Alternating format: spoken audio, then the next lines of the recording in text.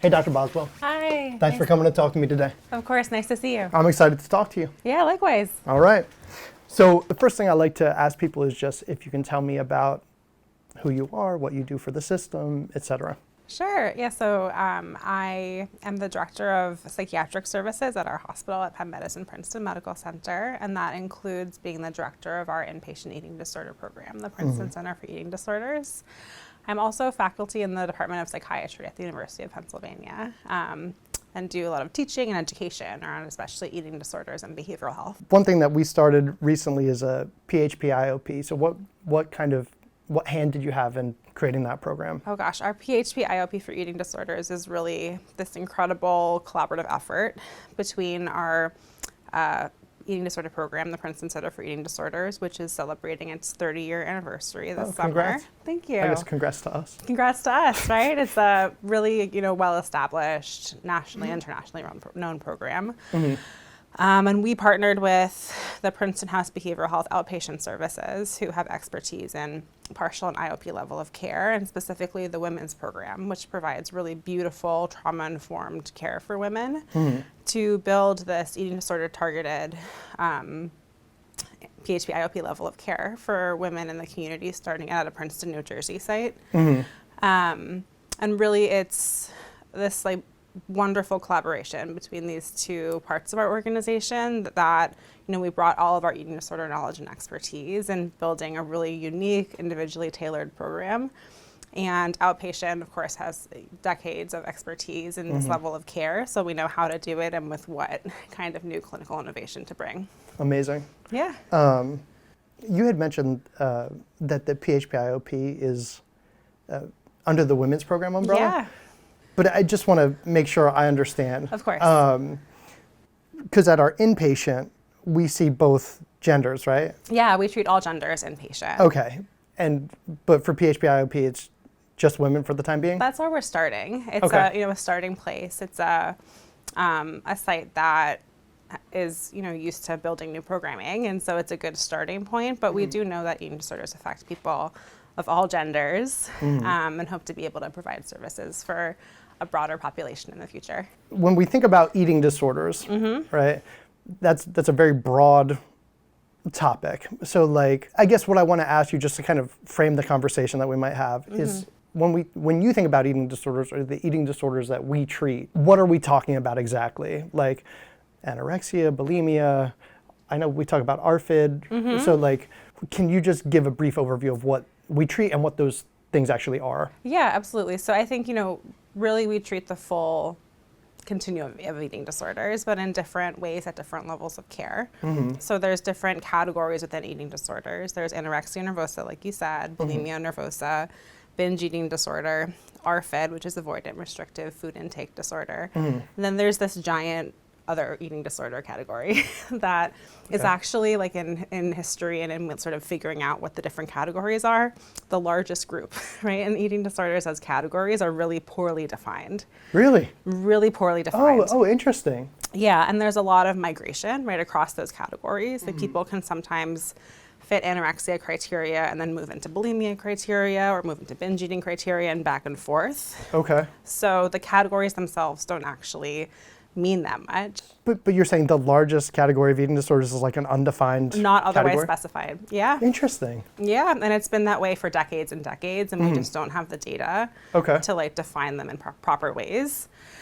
So really we think about eating disorder treatment more as what are the symptoms and what are their severities, because there's restriction in any of those categories, right? Like limiting your food intake for different reasons. For many people in any of those eating disorders, there's loss of control over eating or binge eating in different ways. And there's often compensatory behaviors regardless, right, of the different category.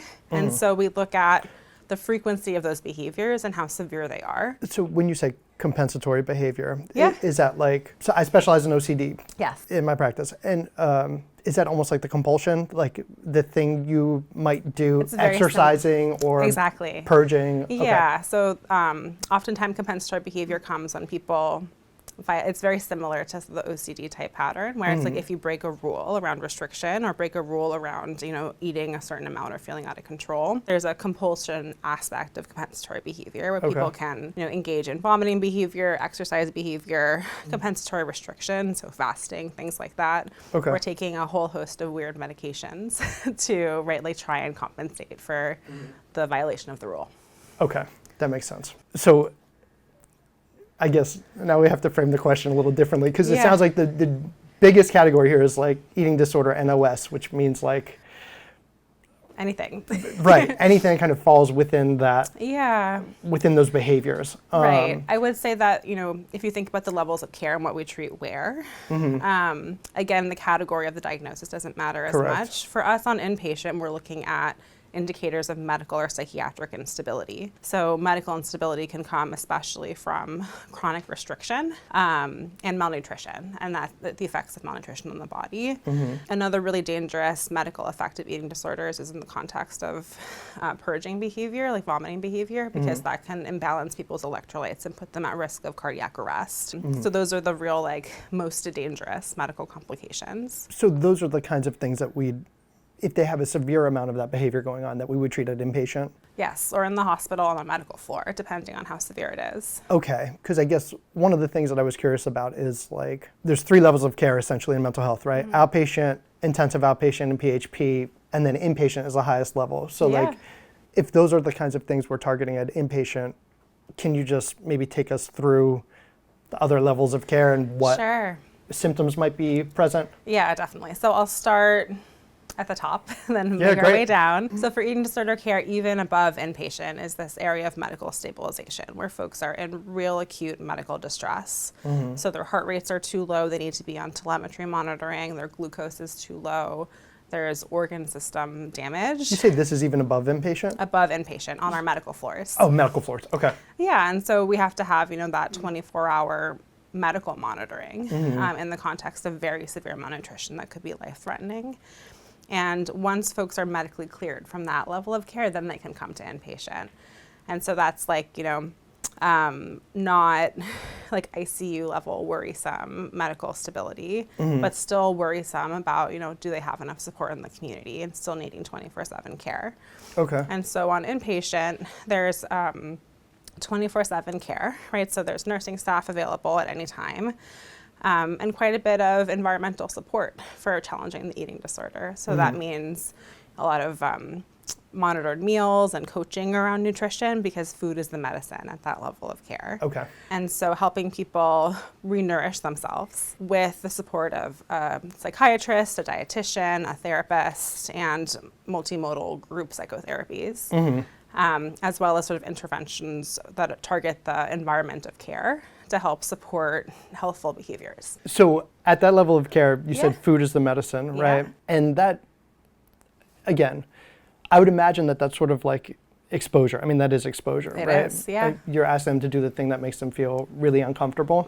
And something that I was curious about from a clinical perspective is that oftentimes in OCD treatment, the thought is ego dystonic, right? And that's usually if someone's having harm obsessions or something, they can recognize no, I don't want to do this. But it seems, I'm wondering if someone is coming to the eating disorders unit and the thoughts are ego syntonic, I would just imagine that clinically that sort of presents a challenge, right? Because you're asking the person to do something that actually doesn't align with their values. Right? Yeah, so we see this all the time, that eating disorders are often egosyntonic in many ways. I think at this level of care, we sort of talk about it as the eating disorder and the true person. Right. And the true person has been eclipsed by the eating disorder, right? But they can peek out in little moments. I like that. And so there's a lot of work around motivation and sort of building a life where you're not sitting in a hospital for a month or 2 months or 3 months. And what do you want your life to look like? The eating disorder took away your freedom in so many ways. How do we help you get it back? And a lot of sort of building towards, what do you really want? What is the eating disorder saying it's giving you? And how do we help you get that in a real way and not a disordered way? Can you give me some examples of what that might be? Yeah, I mean, I think that So for example, I'm sorry, just to clarify my question. If you're asking the person, like, what do you want that the eating disorder is giving you? Yeah. I guess as someone who I don't really have a lot of experience whatsoever treating this, I always refer out because it's just not my specialty. What might they say the eating disorder is giving them? Because from the outside, it seems like, well, what is this thing? What is it giving you? Like, right? Well, I think that I'll say two things. One is that I think there's this myth that eating disorders are so different than other mental health conditions, and I don't think that's true. I think glad to hear you say that. There's a lot of overlap with OCD, which is an area of expertise for you. Yeah. And I think that if we were to ask that same question of someone with OCD, they might say that the compulsions, right, like give them relief from anxiety. Correct. Right? I think a person with an eating disorder would say something similar. Gotcha. That they might have really significant social anxiety.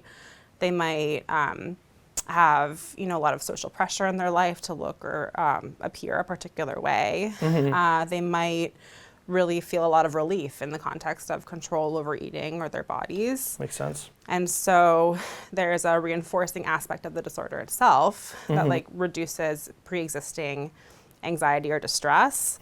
Or creates a sense of like, I did everything right. Very similar to OCD. Yes. And it's sort of ephemeral, right? It's like in moments throughout the day, but takes up so much time. And so we often talk to people about, it sounds like you want a sense of calm and mastery in your life, of like peace and feeling like you're good at something. And the amount of energy and dedication and thinking that it takes for a really strong eating disorder. That person could be a surgeon, could be a lawyer, could be a business person. Yes. Right? Like if their mind was focused elsewhere. Right. And so all this energy went towards something productive and building a life for themselves. That makes sense. I really liked what you said before about separating the person from the disorder. Yeah. And that's oftentimes how I will frame that with clients with OCD or whatever it is that they're struggling with. But it's like, it sounds like eating disorder brain versus like, I don't know, healthy brain or real person brain. And like how the values could look different to each of those things. And it's just kind of like moment to moment, which one are we gonna? Yeah, where do you make the choice? I would say score points with. Exactly. Okay. Thank you for clarifying that for me. Of course. So we talked a little bit about inpatient. Can you tell me about IOP, PHP, where sort of the symptomology might be, or like where what it's different? Yeah, so, again, in PHP, IOP, food is still a medicine, but it's in the context of needing less than 24/7 support to be able to engage in that meaningfully. So folks in a PHP level of care have 2 monitored meals, 2 monitored snacks, and then go home at night and practice flexing their own muscles of challenging the eating disorder without professional support. And so it's when folks have started to build some muscle in challenging the eating disorder that it's time to keep practicing. And I'm smiling because I say that all the time. Yeah. We're building the muscle. Exactly. And I think that PHP is sort of like a boot camp, right? Of like practicing what evenings are like. And then once you've mastered that, you're stronger, you're feeling more resilient, then we step down to IOP, which is 1 monitored meal and 1 monitored snack. Okay. Still in the context of a really, dedicated multidisciplinary team. So lots of support during the day outside of meals and snacks too, but helping people, bring what they've learned into their lives and get back into the community. Awesome. Outpatient? Outpatient is sort of the entry point. I guess, so here's maybe a more specific question. Sure. What, generally speaking, would bring someone into traditional outpatient therapy for eating disorder behaviors? Yeah, I think that sometimes it depends on the age of the person. Right. And it depends on like how the eating disorder has been detected. Sometimes it's a doctor that tells a parent or tells a patient, right? Like, I think that you're really struggling with this and should see a therapist or a dietitian. Sometimes it's schools or sports teams or, someone notices that something is not quite right and wants this person to get evaluated and supported. An outpatient level of care is really good for people that have motivation to change. Yeah. And can do what's asked around like regular eating and challenging the disorder without observation from other people in their lives. I guess in terms of like symptoms or behaviors. Yeah. What's typical for someone stepping into an outpatient therapist office for the first time? I understand it runs the gamut, but so maybe that's a broad question. I think outpatient therapists sort of end up being triage people in a lot of ways. Good They're sort of point. like the first door. And so anyone can walk in that door, someone that should be on a medical floor, someone that should be in outpatient therapy. And so they often have this obligation, right, to like tell the patient, right, like here's where I think you're going to do best, and here's what we can try outpatient, and when you'd have to step up to a higher level of care. Okay. Folks that thrive in outpatient realize that there's a problem, have supportive people in their lives that understand that there's a problem and want to help them, and have the sort of like psychological and time bandwidth to dedicate in their lives to doing the work that it takes to challenge an eating disorder. Okay, that makes sense.